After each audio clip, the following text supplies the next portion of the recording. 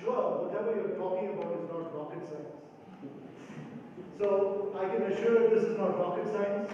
Alumni relations has nothing to do with any correct answers.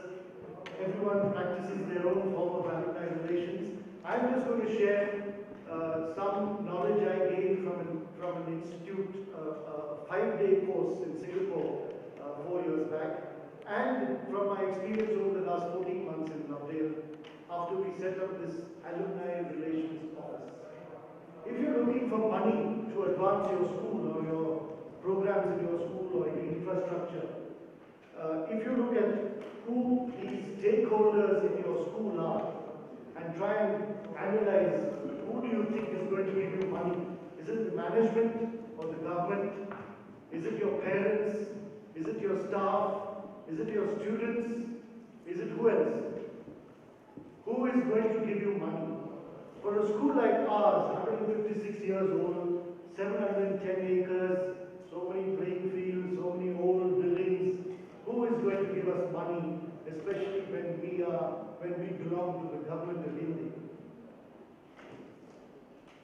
The single largest potential stakeholder who could give us some money out of the normal fees which we tax our parents with is the alumni. And so we have a very strong alumni association in Lovedale, but we decided to set up an office here in the school to organize and to coordinate the fundraising. And over the last 14 months, we have raised over 5 crores, which is a lot of money for our school. And with that money, we have got tennis courts, badminton courts, a new career development center, the lights in this hall, the speaker system, lots of stuff. So I suggest to anyone who has a new school or to anyone who is looking for money and haven't tapped your alumni, please look at this possibility. Do you know who Dr. Nitin Noria is? Does anyone have an answer? Yes, sir. He's from Crompton Green. Mr. K.K. Noria was former chairman and managing director of Crompton Green, you're right.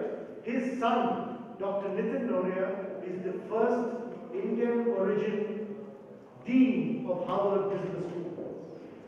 The first Indian origin dean of Harvard Business School, son of Mr. K.K. Noria. What did Dr. Nitin Noria do when he took over in July 2011? The first thing he did was to go all around the world visiting alumni. And why would he do that? Our foreign exchange reserves are $310 billion. India's foreign exchange reserves, $310 billion. Harvard Business School, alumni corpus, $35 billion.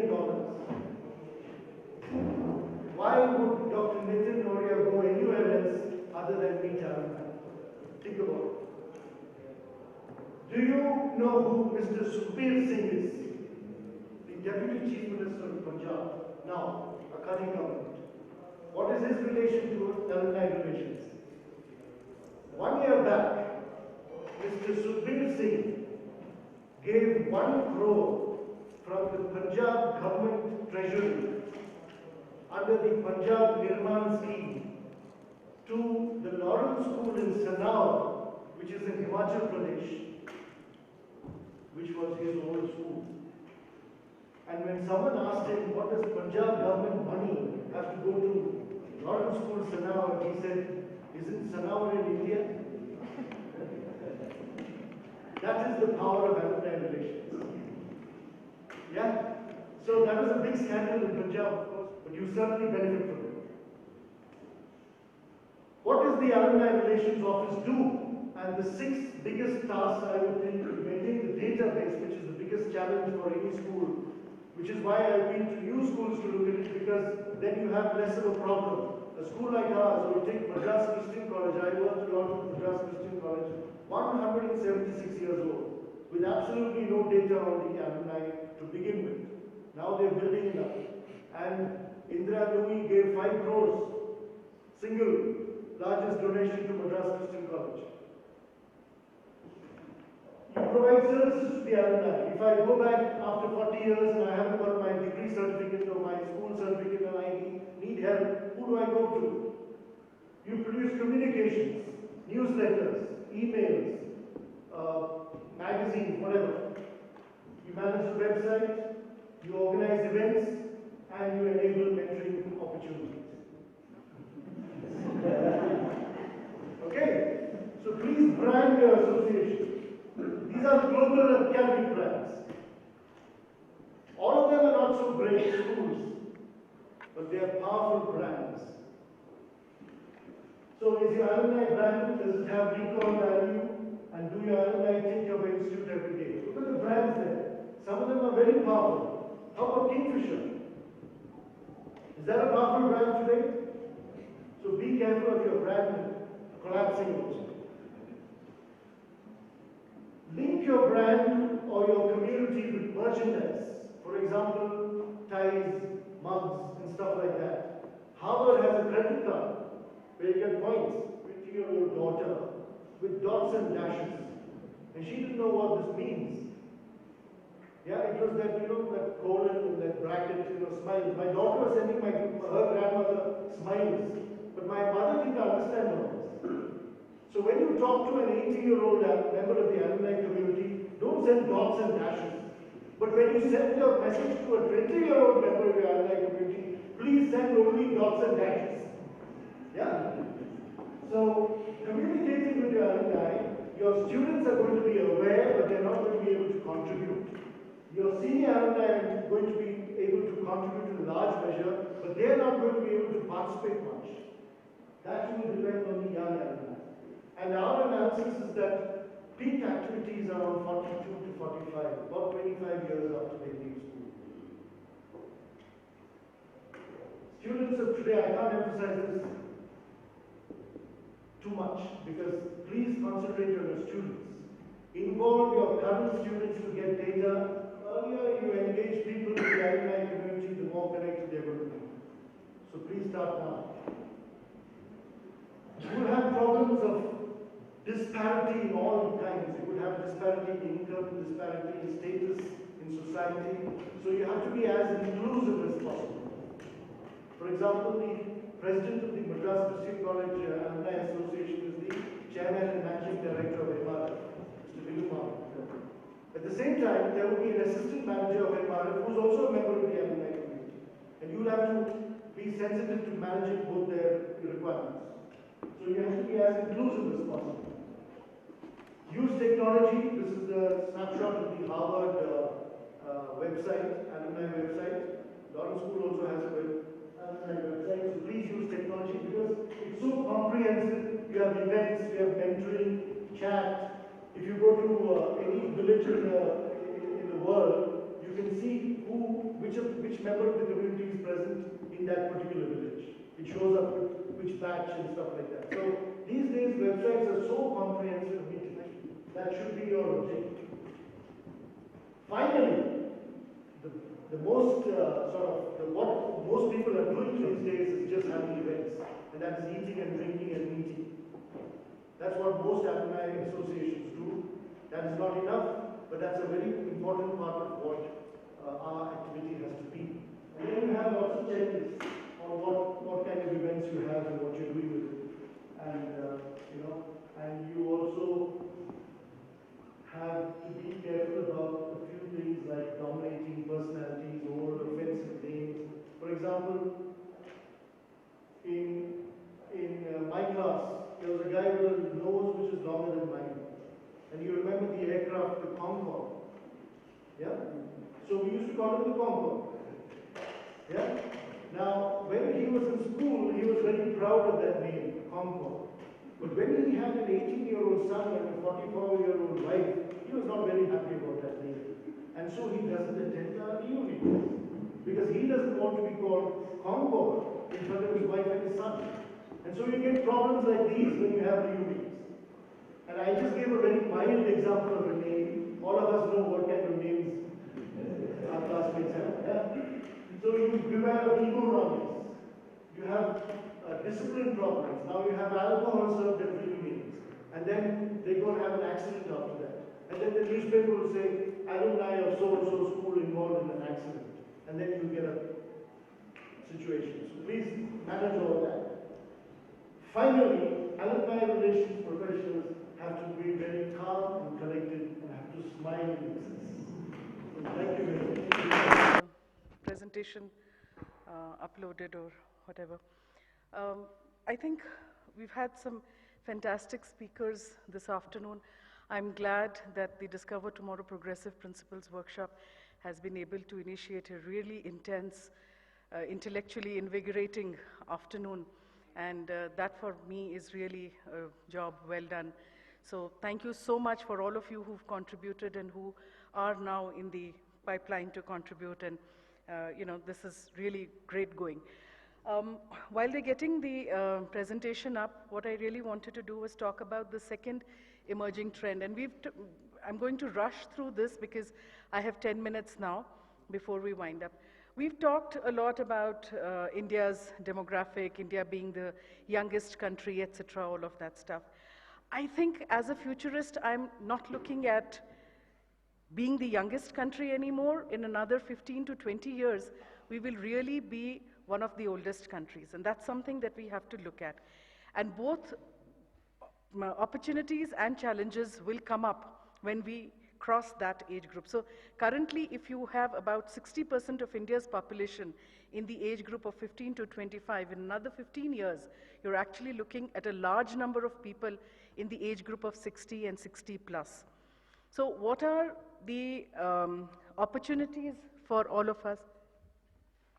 What are the opportunities for all of us? What are the things that our students need to be looking at in terms of, being prepared for a society that is essentially, more popularly known as India's silver tsunami, so people with gray hair. We've also have, Anusha talked a little bit about populations in Germany and Japan and having no workforce, people right kind of skills. And across industry, across hospitals, ATMs, hotels, wherever you go, you will find people, playing the role of a guard, 3,000 to 7,000 rupees per month. And The Economist did a very good article. This picture is from The Economist. Talks about, so if India is a young population and it has so much possibility to do, extraordinary amount of work, why is 80% of India's young population in non-skilled, unenterprising kind of jobs? And that really is and should be a point of discussion about skilling. Prime Minister Modi is talking about that. He's talked about the Apprenticeship Act and all of that. But honestly, the people who create the pipeline is us in the schools. And the kind of students that go out into the colleges are a product of the schools. So the interventions really need to happen here. He's talked about the Apprenticeship Act, and there's also some more conversation about high school internships, which is a very huge emerging opportunity. But again, there is a disconnect between the industry, because the industry will not hire high school students for internships. Certain section of students that will not make the grade. And so what is our solution for those? That's where the fight is going to be really tough. These are students who will be left at the bottom of the talent pyramid. And that's where the most important intervention has to be. Unfortunately, we keep focusing on some of the more elitist schools to take the first action. And by the time it comes down to the government schools, most of the actions filtered out. And I'll tell you why it is important to look at the bottom of the pyramid, because this is the data on the number of jobs in BPOs that were lost to India in the last 2 years. 200,000 jobs that have gone to countries like Poland, Egypt, Bulgaria, Romania, Australia. People will take their business wherever it is cheap, wherever it is more convenient for them. Nice to meet all the principals, because I think only myself and Anusha are here as managements, where it's a nice opportunity to meet all the principals, because of course than managements, principals have much more load in dealing with the parents and the children, because as a part of management, we say this is what you are supposed to do, not beyond that. But still, you all stand as a interlink, supporting the management as well as balancing the parents and balancing the children, where you all get a name called the word dinosaur. So it's nice. And today the topic, when Sangeeta ma'am called me and said, we want you, I said, see, when principals are going to do a wonderful job, where as management, what am I going to do? She said, you are heading 3 institutions and 1 Atma Seva unit. I think your experience will really be useful for principals. I said, of course, I think different. It is like I don't go with a regular style. I want to do everything different. So it's like when we do different, of course, we have to fight out and we have to come. So like most of us say that we are good, most of us say we are bad, but we don't bother about the comments which is coming. But what is the end of the day result is, have we worked in a very satisfactory manner? Yes. So we try to do a lot, as in how when she told the topic, discover tomorrow, this is what we are working. That is, what are we going to create and what are we going to do? So the children innovative taught in agriculture. So you'll not believe, right from KG to class 12, we have put a bag with all the vermicompost and the natural, it's not sand, it is like the coir waste. And we have created a plant, that is, we have created a pot in such a way they bring their own seeds. They have to plant it, they have to water it, they have to weed it. And after a particular time, whatever the vegetable, the green, whatever comes out of it, they are supposed to take it home. So some children, they say that, ma'am, my pot is got a good yield this time, but last time it didn't have a proper yield. I analyzed that I was always checking by pulling the seed and seeing whether it is grown or not. So now I understand the difficulty of a farmer. So I have thought, now I'm not interested to become an engineer or a doctor. I'm going to do the world's biggest agricultural market. So like we have got comments from the parents, this is what we wanted. See, what is dying, we have to bring it out. Then just as in how Anusha ma'am told, like a place where the people know to live in water, and when the government, Thailand government is trying to bring them and give them education. So there the government has to analyze what is their level of knowledge, how we can integrate education with their knowledge, all practical knowledge. So this is what is needed in tomorrow's education. So I request all the principals, that is, start living. It's that, see, of course the board says, CBSE says this is what you have to do, this is what you have to do, this is what you have to do. But still they have given us free hands till 8th standard. Whatever you want you do, but let it be more productive and let it be really useful for the country, because majority of us, the present trend, they get educated, they just move outside the world. That is, they move out to various countries and they start filling their bank balance. And when you just interact with them, see, when we go around, when we ask, so you have settled now in America or you have settled in London, they say free. How many countries now, the present US is still young when you compare to our years of living. So let us think it. So as and how when he came and he was explaining about the alumni, like the school, that is, the school is 150 years old. Just imagine the school which is upcoming recently by 10 years or 15 years or 20 years, where they can implement a strong policy and get everything done. But a school with 150 years, to collect back the people, it plays a vital role. As in how like alumni association is very important, the same. When all schools start up with the alumni, I am very sure all Indians will be back inside the country. And of course, wonders will surely take place in our country. So this is what we wanted for Discover Tomorrow.